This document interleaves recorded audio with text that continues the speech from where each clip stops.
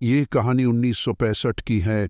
एक छोटा सा गांव जिसका नाम थथरी था, जिसमें सिर्फ कुछ ही घर थे और सब लोग एक दूसरे को अच्छी तरह जानते थे। गांव में ज़्यादातर खेत और जंगल का इलाका था। गांव में एक अजीब सी घटना हुई जो सब लोगों को हिलाकर रख गई। गांव के लोग सारी रात अपने घरों में रहती थे, क्योंकि अंधेरा बहुत गहरा होता था और जंगल से अजीब आवाज़ें आती रहती थी। लोग कह रही थी कि जंगल में कुछ तो ऐसा था जो देखा नहीं गया, लेकिन इस रात कुछ अलग होने वाला था।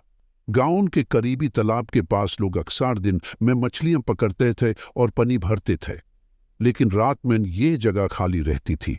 गांव के बुजुर्ग कह रहे थे कि इस तालाब के पास शायद कोई पुरानी कहानी छुपी है। कोई इस तालाब के पास रात को नहीं जाता था। एक रात जब सब लोग अपने घरों में थे, गांव का एक आदमी जिसका नाम राजू था गायब हो गया।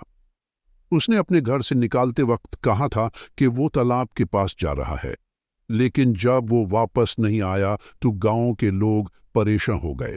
गांव के कुछ लोगों ने राजू को ढूंढना शुरू किया। उन्होंने तालाब के आसपास तलाश किया, लेकिन कुछ भी ना मिला। बस एक जगह पर कुछ अजीब से निशान थे, जैसे कोई चीज घसीट कर ले गई हो। लोगों को अब शक होने लगा था।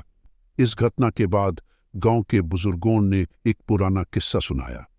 कहते हैं कि एक समय था जब ये तालाब एक भूत का बसेरा था।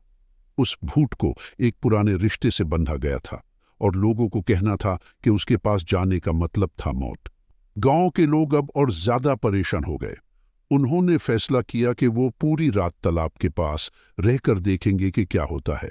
वो सब अपने हाथ में डंडे लेकर तालाब के पास पहुंचे। जैसे जैसे रात होती गई, अंधेरा और गहरा होता गया। जब सब लोग तालाब के पास थे, एकदम से हवा चलना शुरू हुई और एक खौफनाक आवाज सुनाई दी। लोगों ने देखा कि तालाब का पानी हिल रहा था और एक साया दिखाई दिया। ये साया वही था जो पुराने किस्से में था, और वो धीरे धीरे तालाब से बाहर निकाल रहा था। ये देखकर लोग भागना शुरू हो गए। सब अपने घरों को भाग गए और किसी को कुछ समझ में नहीं आया। राजू का क्या बना, कोई नहीं जानता। गांव के लोग उस रात के बाद कभी भी तालाब के पास नहीं गए और वो जगह हमेशा के लिए अंधेरी रात का खेल बन गई।